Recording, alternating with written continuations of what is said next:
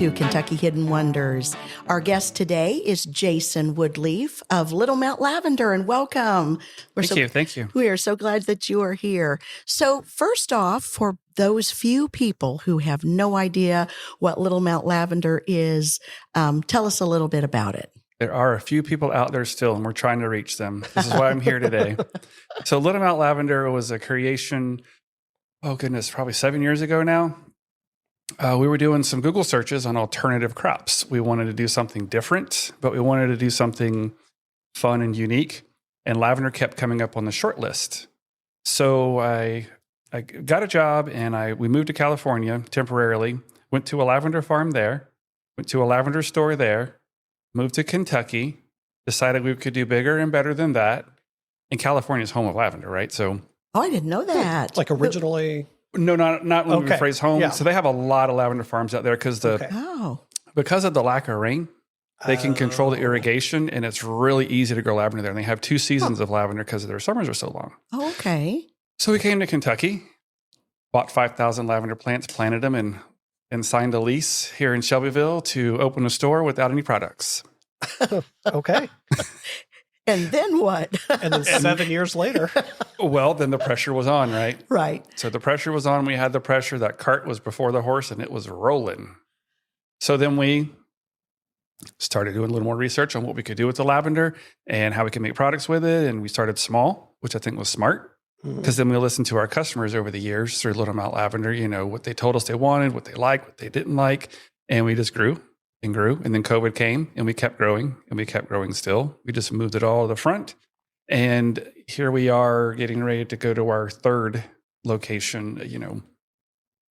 We're in our 2nd location now, and we're moving to a larger one this coming summer. Oh, like totally moving. An additional. Okay. You just had me worried. Yeah. Sorry. Okay. Sorry. Can you tease where? Yeah. It could be in the Middletown area. Okay.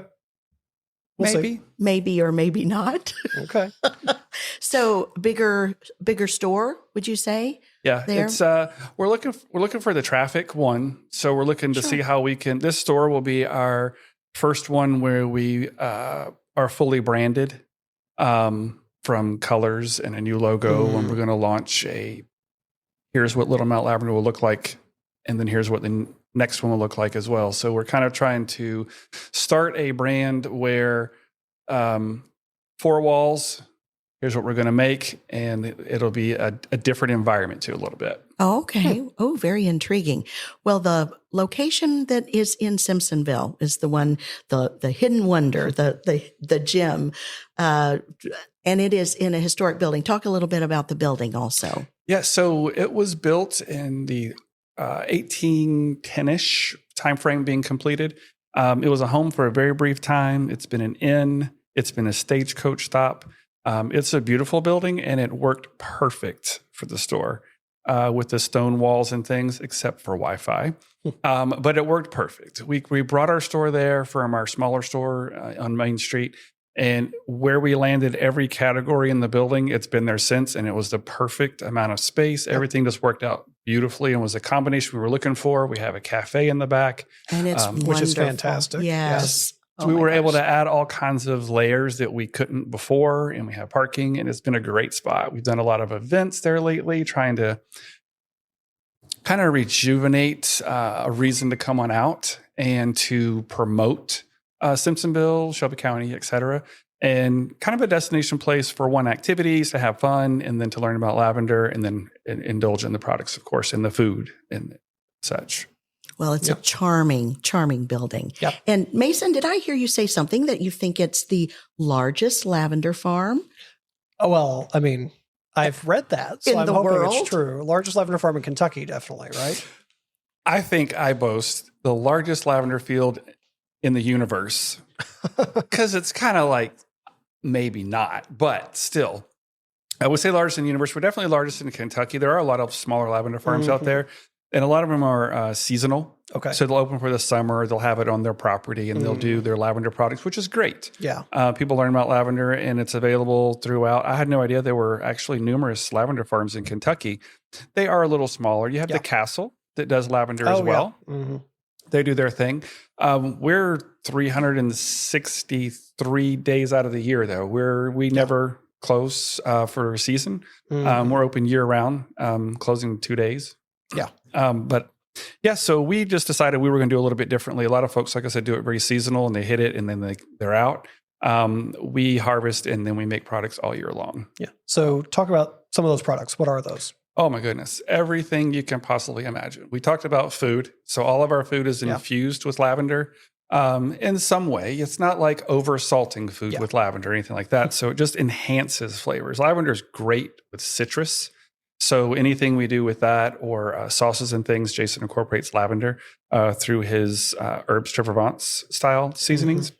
Then we have teas and all the kinds of other things in the cupboard area. We have candles, wax melts, all of that category. Then we sell oils, of course, that you can diffuse. And then we combine a bunch of other oils with lavender as well for diffusing. And then we have candles. And I think I've seen pet products as well. We have a whole pet section that's super popular with the pet washes and the soaps and stuff. And then we do the soaps for ourselves, soaps, bath salts, you name it, we carry it. I almost challenge somebody to challenge me with something. I don't have this lavender.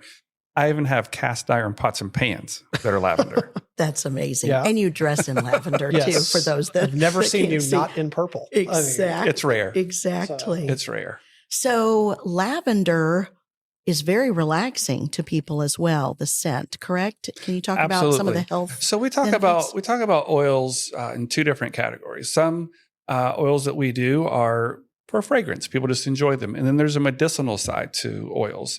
Lavender is very well known for, and has been for thousands of years, actually, to being a calmer. It's also antibacterial and antifungal. So it's been used in med kits for those purposes as an antibacterial.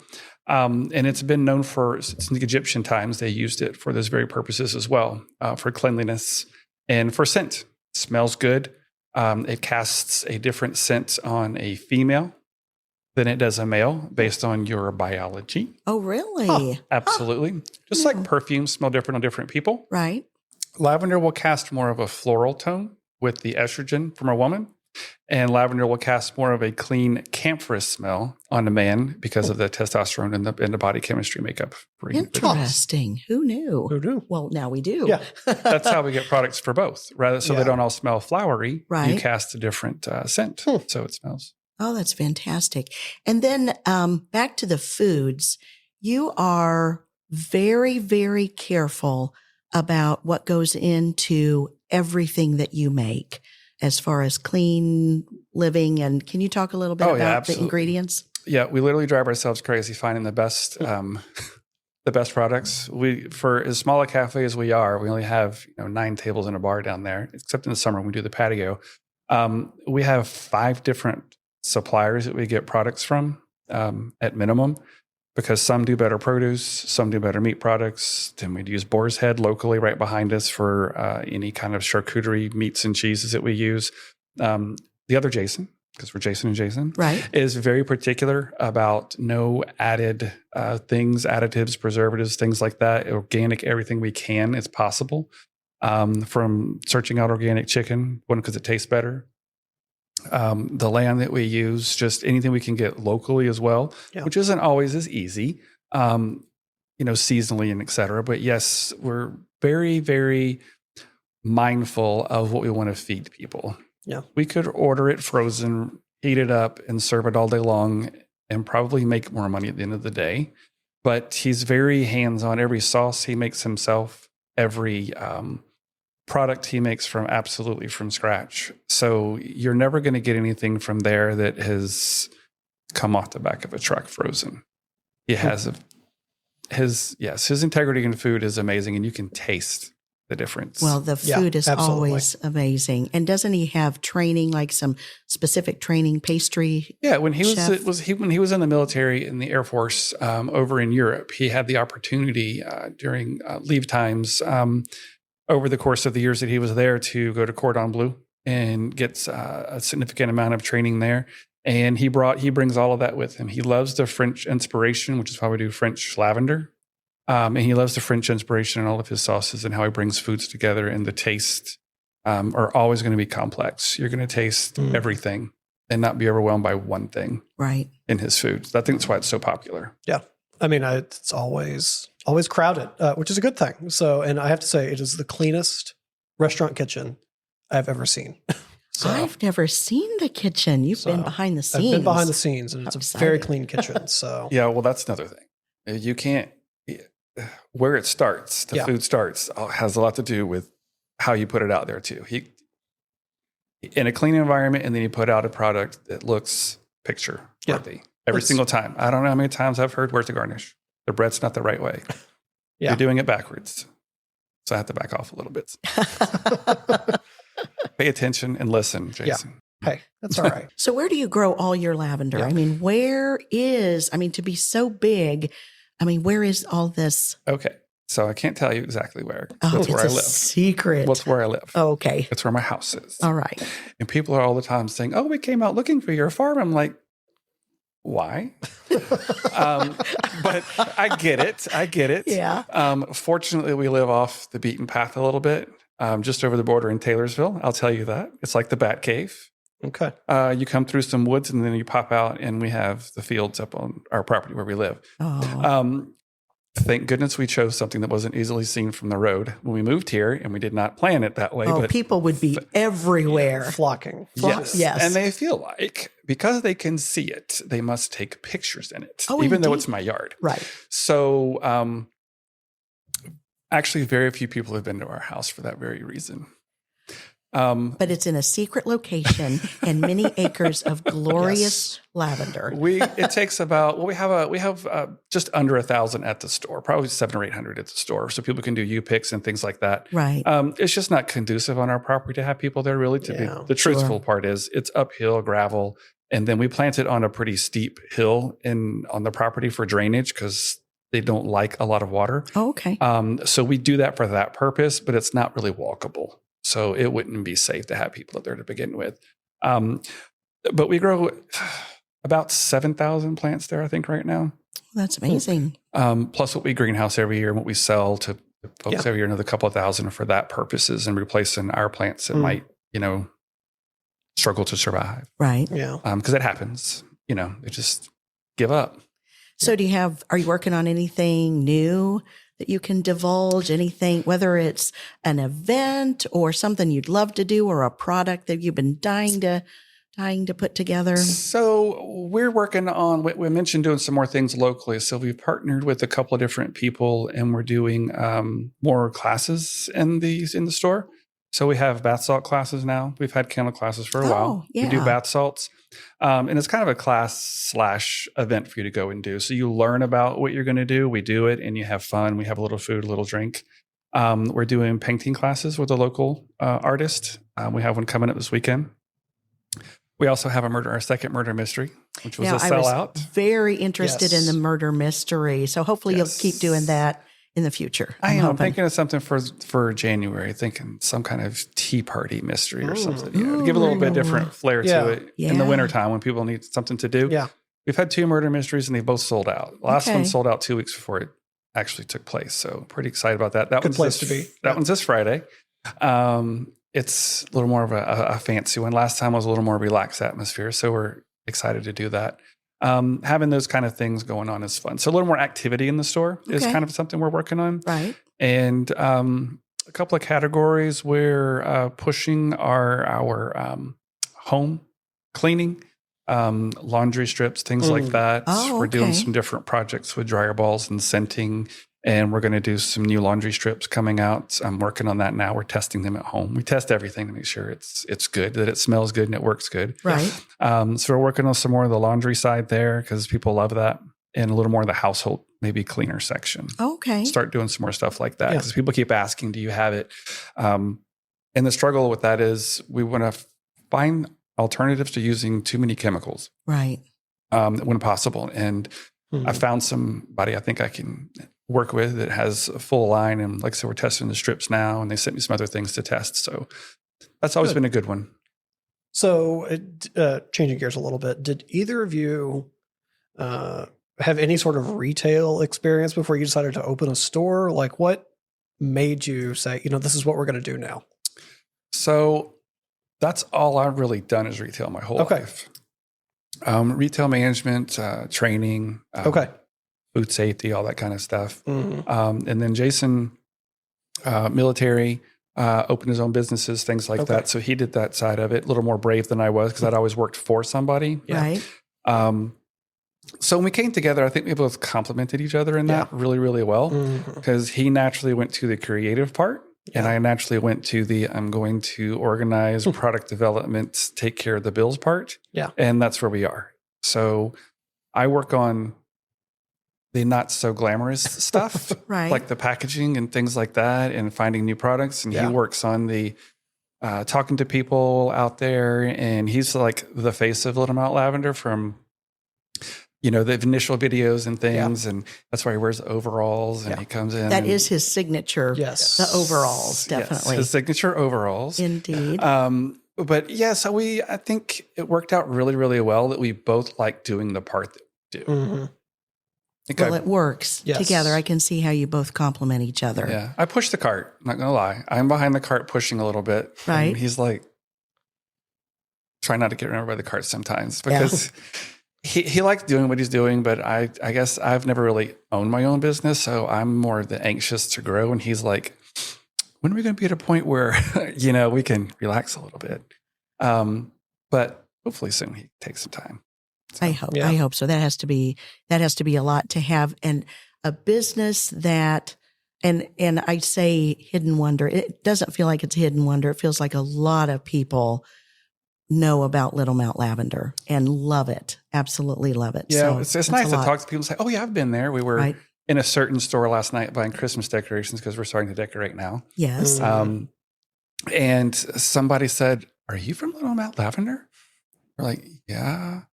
Oh, I love that place. So you're always kind of afraid what they're going to say, but 99.99% of the time, it's like, oh, I love that place. Right. Just because it is fun. There's not a whole lot you can complain about when you go to shop in a lavender store. No, it's relaxing. Everything in there is relaxing. Even from the I want to say rocks. They're not rocks. They're like geodes or the crystals. It's a rock. Crystals, minerals. Minerals. And then just the smell as you see the artwork, everything you look at, and you're smelling that wonderful lavender and then tasting all your yummy. And you do have some foods. local artisans that are in there. Very good segue. I was thinking the same thing. So yes, we have that's what I was writing the checks for when I came in, when I was over here. We have 21 people who sell within the store too. Okay. It's kind of hard to tell because they seamlessly kind of blend. They do. With us, we have several people who do jewelry, the crystals, minerals, rocks, and now we have some fossils in there, which are super cool. Ooh. That's a vendor. We have towel vendors. We have jewelry. We have pottery. We have somebody I think I remember made wooden bow ties. Do you still have those? Those are just creative and different. Those folks actually took a different direction last year, but we've had people come in right behind them. And we have another two word workers in there. One does charcuterie style boards. One does other custom stuff. We have a ton of people, and then people are always asking, can they be in there? Glass makers. It's funny. This is twice in 2 weeks that fossils have come up on this podcast. We had Reggie Van Stockham on last week, and he was talking about all the things he talks about. And fossils were a large part of that conversation. And so it's just funny that it's not come up at all in the past year, and it's come up twice in 2 weeks. So, well, if anybody's going to bring it up, it's going to be Reggie. Yeah, that is true. So, and you've had, I know he's been out there to perform music and things like that. So you've had different music acts perform out on the patio. We sell his books in the store. Right. Oh, that's fantastic. We carry his books in the store. That's why Reggie's in. So if it's going to fossils, Reggie's going to go out there and find them. Yes. In his adventures in Kentucky. In his adventures. Absolutely. Well, what else for people that had nothing, they knew nothing about Little Mount Lavender, tell them something that they might want to know that we haven't covered yet. What's the one takeaway? Well, yeah, what's the one takeaway? I would say that lavender is not a florally, flowery fragrance. If you smelt lavender and you felt that way, it's because it wasn't the real stuff. Lavender is probably the most diverse herb out there. It's in the same family as rosemary. That's why their leaves look the same. Mm. It can do pretty much anything from food to making people smell good to helping you relax. It is definitely a oil and an herb to embrace because of the so many benefits. And I promise you that because I had no idea about lavender when I did it, none, never used it, never even thought about it. But now that we're in it, it's all we use for everything, literally. We love the soap. We love everything about it. We cook with it. We do everything as well. So it's not just a front that we put out there to sell it. We actually are involved in it to a large degree as well. Embrace things like that because they can change how you see so many things from food to bathing, and just look at the ingredients on your products and question them. Right. And then come see us. There you go. And speaking of, where do they do that? What's the address, hours, stuff like that? So we are in Simpsonville at 6905 Shelbyville Road. We're also littlemountlavender.com. Of course, you can preview everything, look at the events, check out what might intrigue you to come into the store. And our hours are Monday through Saturday, 10 to 6. The cafe is open from 10 to 3. We do a lunch, and then they wrap that up, and then we close at 6 o'clock in the evening. Perfect. Wonderful. Yeah. Well, thank you so much for being in. We love your store. And you would have to make the store, wherever that new one is, something so fabulous for me to love it more than the one in Simpsonville. That one is just charming. Well, like I said, it's going to be a little different. We're going to go a little apothecary style. Oh, where you can come in and get things maybe a little more customized. Okay. And sit down and make bath salts to what you would like to have them as. Maybe we can, do different things. It's just a different ability to have a little bit different environment. Yeah. A little bit different approach to it where we can do that in the building we're in. So we're going to change it up a little bit. Oh, well, that sounds wonderful. Wonderful. Well, thanks so much. Thank you for being here. Yeah, thanks so much for being with us. Thank you very much.